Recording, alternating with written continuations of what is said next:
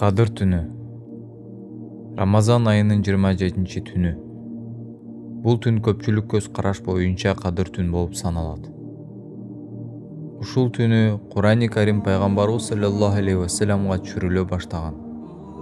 Аллах Таала Кур'ани Каримде биз Куранды кадыр түндө түшүрдүк деп эскертет. Бул түндөгү ибадаттар 1000 айдан артык эсептелерин Аллах Таала билдирген. Ошондуктан бул түндө чын ыхласынан дуба тилек жасалса кабыл болбой калбайт.